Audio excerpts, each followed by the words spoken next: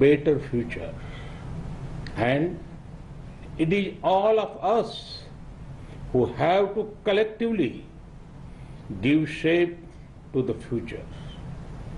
I firmly believe that our approach to the future must primarily be a more human-centric one. Our growth agenda must place the poor and vulnerable at the core.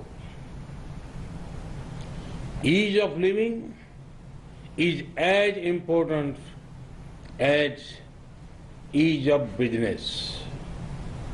Friends, recent experience has taught us that the global economy has been too focused on efficiency and optimization. Efficiency is a good thing, but on the way we forgot to focus on something equally important, that is resilience against external shocks. It has taken a global pandemic to remind us how important resilience is. Friends, global economic resilience can be achieved by stronger domestic economic capacities. This means improved domestic capacity for manufacturing, restoring the health of the financial system, and diversification of international trade. Friends, India is contributing towards a prosperous and resilient world through the clarion call of an Atmanirbhar Bharat. And for that, we await your partnership. Friends, today there is global optimism towards India. This is because India offers a perfect combination of openness, opportunities, and options. Let me elaborate. India celebrates openness in people and in governance. Open minds make open markets. Open markets lead to greater prosperity. These are principles on which both India and the USA agree. Friends, during the last 6 years, we have made many efforts to make our economy more open and reform-oriented. Reforms have ensured increased competitiveness, enhanced transparency, expand digitization, greater innovation, and more policy stability. Friends, India is emerging as a land of opportunities. Let me give you one example of the tech sector. Recently, an interesting report came out in India. It said, for the first time ever, there are more rural internet users than even urban internet users. Imagine the scale. There are about 500 million active internet users in India now. 500 million connected people. Does this sound huge to you? Hold your breath, because there are over 500 million more people who are being connected.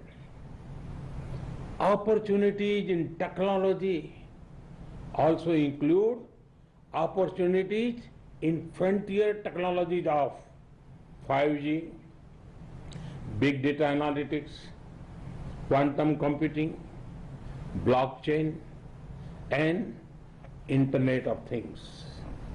Friends, the options to invest in India are extensive. India invites you to invest in the hard work of our farmers. India has done historic reforms in the agriculture sector recently. There are investment opportunities in agriculture inputs and machinery, agriculture supply chain management, ready-to-eat items, fisheries, and organic produce. India's food processing sector is expected to be worth over $500 billion by 2025. To grow more streams of revenue, the best time to tap investment opportunities in Indian agriculture sector is now.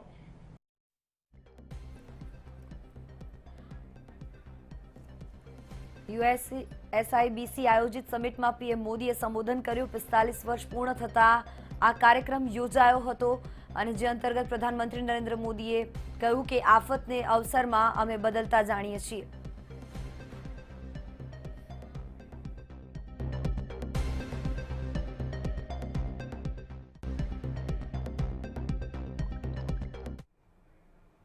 મહત્વપૂર્ણ સમાચારો અને corona સંક્રમણના સમાચારો. Corona સંક્રમિતોનો આંક દેશભરમાં 12 લાખને પાર પહોંચી ચૂક્યો છે.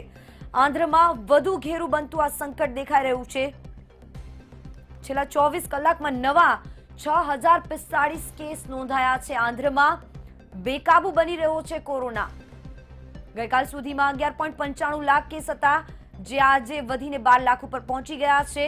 ભારતની ગતિ હવે બ્રાઝિલથી પણ વધારે થઈ ગઈ છે. ગઈકાલ સુધીમાં જે કેસીસ, જે સંક્રમણ ઓછું હતું, તે એકાએક જ વધી ગયું છે અને એમાં સૌથી મોટો રોલ આંધ્રનો, કારણ કે આંધ્રમાં સંખ્યા સતત વધી રહી છે.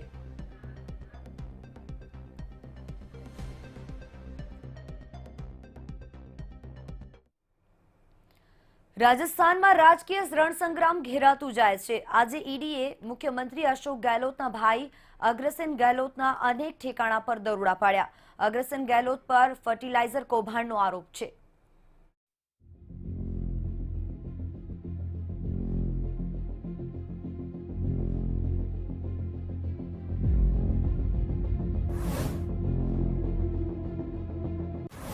अशोक गहलोतना भाई अग्रसेन गहलोत पर सकंजो.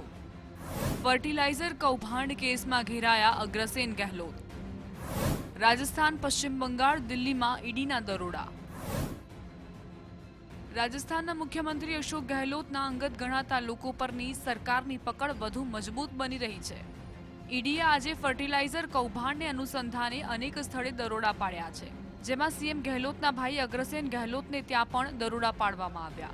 ईडीए राजस्थान में जोधपुर सहित 6 जग्याए, पश्चिम बंगाळ में 2 जग्याए, गुजरात में 4 जग्याए और दिल्ली में 1 जग्याए दरोड़ा पाड्या छे. अग्रसेन गहलोतनी कंपनी अनुपम कृषि पर खेडूतो माटे कन्सेशन में खरीदवामां आवेला खातरने मलेशिया, वियतनाम में ऊंचा दरे वेचवानो आरोप छे. ईडीनुं कहेवुं छे के आ 150 करोड़ रूपियानुं कौभांड छे. थोड़ा दिवसों पहला ज मुख्यमंत्री अशोक गहलोतना भाई अग्रसेन गहलोतनुं नाम फर्टिलाइजर कौभांड में आव्युं हतुं. म्यूरिएट ऑफ पोटाशना निकास पर छे प्रतिबंध. भारतीय पोटाश लिमिटेड आयात करे छे म्यूरिएट ऑफ पोटाश. भारतीय पोटाश लिमिटेड खेडूतोने कन्सेशनना भावे आपे छे पोटाश.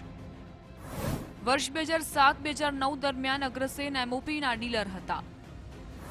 खेडूतोना हकनो एमओपी ऊंचा दरे वेची मारवानो आरोप.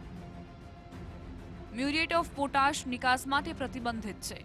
म्यूरिएट ऑफ पोटाश ने भारतीय पोटाश लिमिटेड द्वारा आयात करवामां आवे छे અને ખેડૂતોને કન્સેશનના ભાવમાં વેચવામાં આવે છે. આરોપ છે કે 2007 થી 2009 દરમિયાન અગ્રસેન ગહેલોત મ્યુરિએટ ઓફ પોટાશના અધિકૃત ડીલર હતા. તે દરમિયાન તેમણે કન્સેશનના ભાવમાં મ્યુરિએટ ઓફ પોટાશ ખરીદ્યું હતું. અને ખેડૂતોને વહેંચવાના બદલે તેમણે તે કેટલીક કંપનીઓને વહેંચી દીધું હતું. ડિરેક્ટરેટ ઓફ રેવન્યુ ઇન્ટેલિજન્સે 2012-13 દરમિયાન આ અંગે ખુલાસો કર્યો હતો. ભાજપનો આરોપ છે કે અગ્રસેન ગેહલોતની કંપનીએ દેશના ખેડૂતો માટે આયાત કરવામાં આવતા ખાતર પોટાશના મ્યુરિએટની નિકાસ કરી હતી. એક તરફ અગ્રસેન ગેહલોત તમામ આરોપોને નકારી રહ્યા છે, ત્યારે હવે ઈડીએ આ સમગ્ર કેસની તપાસ શરૂ કરી છે અને રાજસ્થાનની રાજકીય ઉથલપાથલ વચ્ચે મુખ્યમંત્રી અશોક ગેહલોતની મુશ્કેલીઓ વધી રહી છે. અગાઉ આવકવેરા વિભાગ અને ઈડીએ ગેહલોતના અંગત લોકોના ત્યાં દરોડા પાડ્યા હતા, ત્યારે હવે ગેહલોતના પરિવાર પર ઈડીનો સકંજો રાજકીય રમતનો કયો મોડ આપે છે તે જોવું રહ્યું. બ્યુરો રિપોર્ટ, મંતવ્ય ન્યૂઝ. હોર્સ ટ્રેડિંગ કેસમાં કથિત ઓડિયો ટેપ મામલે રાજસ્થાન સરકારે ગૃહ મંત્રાલયને રિપોર્ટ મોકલ્યો છે. મહત્વનું છે કે રાજસ્થાનમાં ધારાસભ્યનું હોર્સ ટ્રેડિંગ કરીને સરકાર ઉથલાવવાના ષડયંત્રમાં એક કેન્દ્રીય મંત્રીનું નામ પણ ઉછળ્યું હતું. કેન્દ્ર અને રાજ્ય સરકાર વચ્ચે આ મુદ્દે ભારે ગરમાગરમી પણ થઈ, જે બાદ ગૃહ મંત્રાલયે રાજસ્થાનમાં સરકાર ઉથલાવવા માટેની કથિત ફોન ટેપના મામલે રાજસ્થાન સરકાર પાસે જવાબ માંગ્યો હતો. રાજસ્થાની કોંગ્રેસની ગેહલોત સરકારે આ અંગે કેન્દ્રીય ગૃહ મંત્રાલયને પોતાનો જવાબ સાથેનો રિપોર્ટ મોકલ્યો છે. રાજ્ય સરકારની રિપોર્ટમાં ફોન ટેપિંગના આધાર અને ઇનપુટ સહિતના તમામ પાસાઓનું વિસ્તૃત વિવરણ આપવામાં આવ્યું છે. જો સૂત્રોનું માનીએ તો રાજ્ય સરકારે પોતાની રિપોર્ટમાં સ્પષ્ટતા કરતા સમગ્ર પ્રક્રિયા પારદર્શક રીતે હાથ ધરાઈ હોવાની વાત જણાવી. રિપોર્ટમાં એવો ઉલ્લેખ કરાયો છે કે સરકારે ફોન ટેપિંગ વખતે તમામ નિયમોનું પાલન કર્યું છે. સાથે જ સરકારે એવી સ્પષ્ટતા પણ કરી છે કે આ પ્રકરણમાં કેન્દ્રીય મંત્રી અથવા અન્ય કોઈ રાજકીય વ્યક્તિના ફોન ટેપ કરવામાં આવ્યા ન હતા.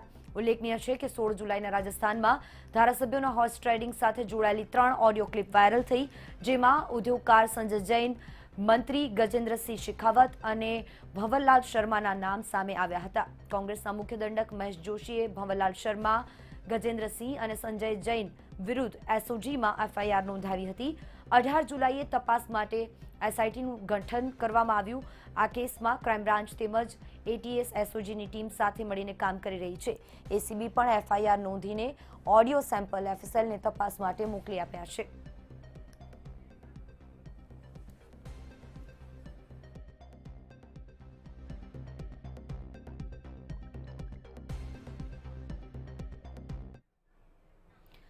સમાચારનો દોર યથાવત રહેશે. રોકાઈશું એક બ્રેક માટે.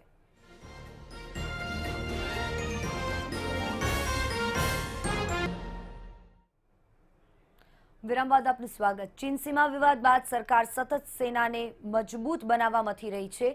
તેવામાં રક્ષામંત્રી રાજનાથસિંહે એરફોર્સની પ્રેસ કોન્ફરન્સમાં ભાગ લીધો. આ કોન્ફરન્સમાં વાયુસેનાના અધિકારીઓ સાથે ચીન સાથેના વિવાદના મુદ્દા પર ચર્ચા થઈ.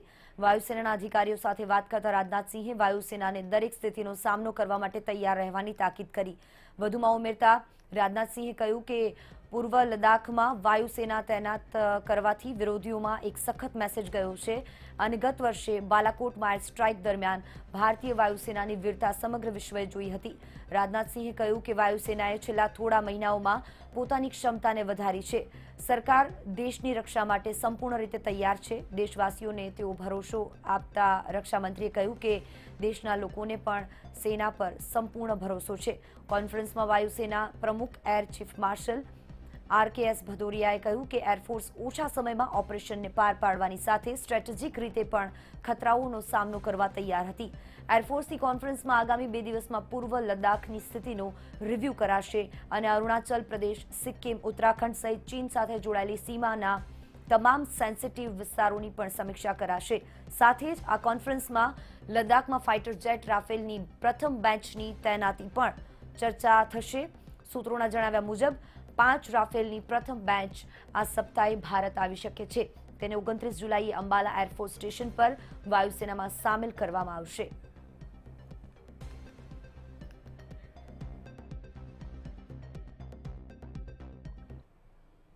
ભારતીય સેનાને નવો સાથી ધ્રુવાસ્ત્ર મળ્યો છે. સેનાએ કરેલા પરીક્ષણમાં ધ્રુવાસ્ત્ર સફળ થયો છે. ધ્રુવાસ્ત્ર એક એન્ટી ટેન્ક મિસાઇલ છે, જે નાગ મિસાઇલનું અપગ્રેડ વર્ઝન છે.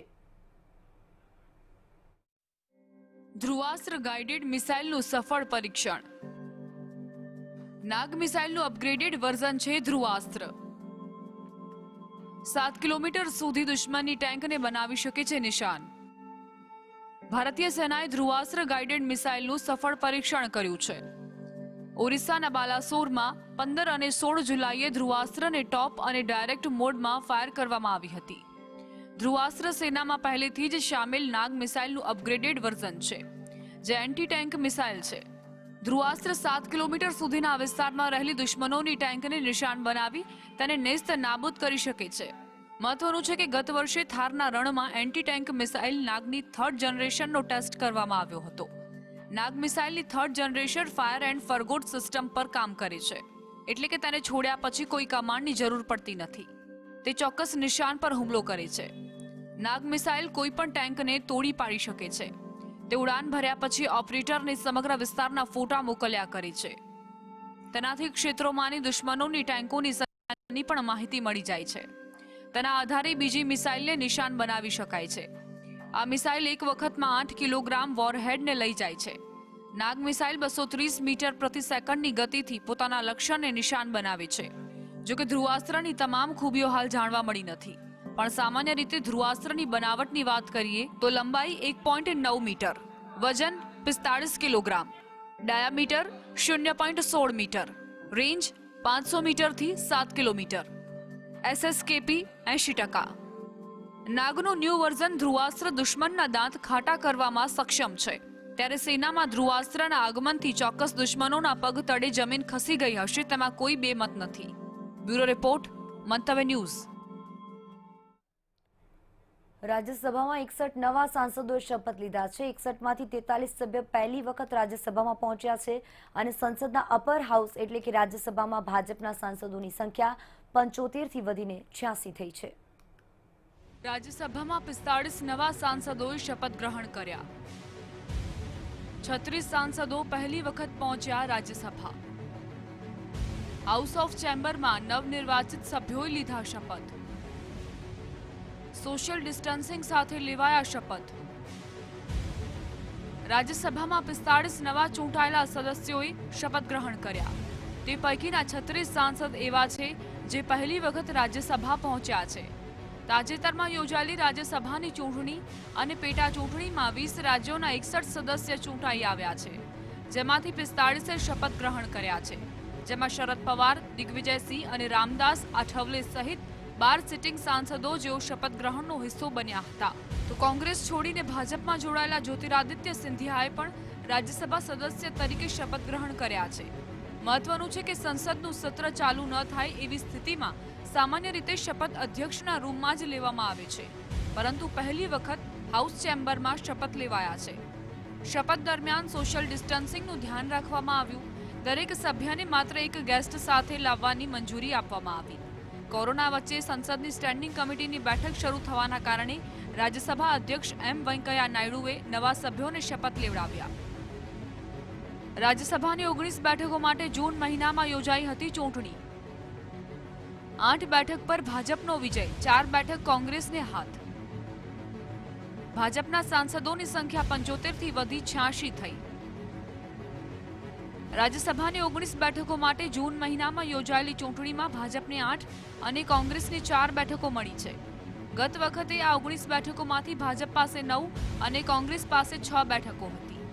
એટલે કે આ વખતે ભાજપને 1 અને કોંગ્રેસને 2 બેઠકોનું નુકસાન થયું છે. ભાજપની ભલે રાજ્યસભાની 1 બેઠક ઘટી ગઈ, પરંતુ તેના નેતૃત્વવાળા એનડીએને આ ચૂંટણીથી કોઈ નુકસાન થતું જોવા નથી મળી રહ્યું. રાજ્યસભાની આ 19 બેઠકોમાંથી એનડીએ ગત વખતે 10 બેઠકો પર વિજય મેળવ્યો છે, પરંતુ લોકતંત્રની સૌથી મોટી પંચાયતમાં પ્રજાના પ્રશ્નોને વાચા મળે તો જ ચૂંટણી લેખે લાગી કહેવાય. બ્યુરો રિપોર્ટ, મંતવ્ય ન્યૂઝ. ગુજરાતના 4 રાજ્યસભા સાંસદે શપથ લીધા. અભય ભારદ્વાજ, રમીલાબેન બારા, નરહરી અમીન અને શક્તિસિંહ ગોહિલે શપથ ગ્રહણ કર્યા હતા. રાજ્યસભાના 4 સાંસદો જ્યારે શપથ લીધા. ભાજપના 3 અને કોંગ્રેસના 1 સભ્યનું દિલ્હીના સંસદ ભવન ખાતે શપથ ગ્રહણ સમારોહ યોજાયો. રાજકોટના પ્રખર ધારાશાસ્ત્રી અને ભાજપના અગ્રણી અભય ભારદ્વાજ ઉપરાંત રમીલાબેન બારા અને નરહરી અમીન આજે શપથ ગ્રહણ કર્યા.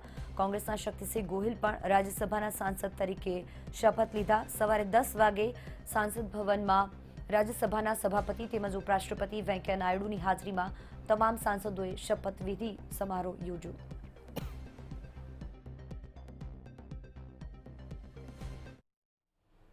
વિકાસ દુબે એન્કાઉન્ટર કેસ પર સુનાવણી કરતા સુપ્રીમ કોર્ટે યોગી સરકારને ટકોર કરી છે. સુપ્રીમ કોર્ટે આવા એન્કાઉન્ટરનું પુનરાવર્તન ન થાય તેનું ધ્યાન રાખવા તાકીદ કરી છે. સાથે જ કુખ્યાત ગુનેગારોને સરળતાથી મળી જતા જામીન સામે આશ્ચર્ય પણ વ્યક્ત કર્યું. વિકાસ દુબે એન્કાઉન્ટર કેસ, યોગી સરકારને સુપ્રીમ કોર્ટની ટકોર. વિકાસ દુબે એન્કાઉન્ટર કેસ પર સુપ્રીમ કોર્ટમાં સુનાવણી. સુપ્રીમ કોર્ટે યોગી સરકારને કરી ટકોર. કુખ્યાત ગેંગસ્ટરને કેવી રીતે મળતા હતા જામીન? યુપી સરકાર જાળવે કાયદો વ્યવસ્થા. એન્કાઉન્ટર જેવી ઘટના ફરી ન બને. ગેંગસ્ટર વિકાસ દુબેના એન્કાઉન્ટર પર ઉઠેલા સવાલો બાદ સુપ્રીમ કોર્ટે આ મામલાની તપાસ માટે 3 સભ્યોની સમિતિ બનાવી છે. વિકાસ દુબેના એન્કાઉન્ટર અને એ પહેલા કાનપુર જિલ્લામાં દુબે ગેંગ દ્વારા પોલીસ પર થયેલા હુમલામાં 8 પોલીસ કર્મીઓ શહીદ થવાની ઘટના પર સુપ્રીમ કોર્ટમાં સુનાવણી હાથ ધરવામાં આવી. આ દરમિયાન સુપ્રીમ કોર્ટે યોગી સરકારને ટકોર કરતા કહ્યું હતું કે સરકાર ધ્યાન રાખે કે આવી ઘટના ફરી ન બને. સુપ્રીમ કોર્ટનો ઇશારો દેખીતી રીતે વિકાસ દુબેના એન્કાઉન્ટર તરફ હતો. વિકાસ દુબે એન્કાઉન્ટર કેસ પર સુનાવણી દરમિયાન કોર્ટે યુપી સરકારને એન્કાઉન્ટરની તપાસ 2 મહિનામાં પૂરી કરવાનો આદેશ આપ્યો છે. ત્યારે યુપી સરકારના સોગંદનામાને કોર્ટમાં રજૂ કરવામાં આવ્યો. કોર્ટમાં રજૂ થયેલા વિકાસ દુબેના રેકોર્ડને જોયા બાદ સુપ્રીમ કોર્ટે આશ્ચર્ય વ્યક્ત કર્યું હતું કે દુબે પર આટલા ગુના દાખલ હોવા છતાં તેને જામીન કેવી રીતે આપવામાં આવ્યા હતા. આ સિસ્ટમની નિષ્ફળતા છે. યુપી સરકારે કાયદો અને વ્યવસ્થા જાળવવી પડશે અને આ સરકારની ફરજ પણ છે. કાનપુરમાં 2 જુલાઈની રાતે ખેલાયો હતો ખૂની ખેલ. ગેંગસ્ટર વિકાસ કરી હતી 8 પોલીસ કર્મીઓની હત્યા. 9 જુલાઈના રોજ ઉજ્જૈનથી ઝડપાયો હતો વિકાસ. 10 જુલાઈના રોજ ઉજ્જૈનથી કાનપુર જતા ક્રાઇમનો વિકાસનું એન્કાઉન્ટર. ઉત્તર પ્રદેશના કાનપુર ખાતે આવેલા વિકરુ ગામમાં કુખ્યાત ગેંગસ્ટર વિકાસ દુબેએ 2 જુલાઈની રાત્રે પોલીસ ટીમ પર અંધાધૂંધ ફાયરિંગ કરી 8 પોલીસ કર્મીઓનો જીવ લીધો હતો. જે બાદ નાસ્તો ફરતો વિકાસ દુબે 8 જુલાઈના રોજ ઉજ્જૈન ખાતેથી ઝડપાઈ ગયો હતો અને 9મી જુલાઈના રોજ ઉજ્જૈનથી કાનપુર લઈ જતી પોલીસ પાર્ટીની ગાડીને અકસ્માત નડતા વિકાસ દુબેને નાસવાનો પ્રયાસ કર્યો હતો અને પોલીસ સાથેના એન્કાઉન્ટરમાં ઠાર થયો હતો. આ કેસની તપાસ માટે સુપ્રીમ કોર્ટે 3 સભ્યોની સમિતિ બનાવી છે. ત્યારે કોર્ટે યુપીમાં ખુલ્લેઆમ ફરી રહેલા ગુંડા તત્વો મામલે સરકાર સહિત પોલીસ તરફ સૂચક ઇશારો કર્યો છે. બ્યુરો રિપોર્ટ, મંતવ્ય ન્યૂઝ.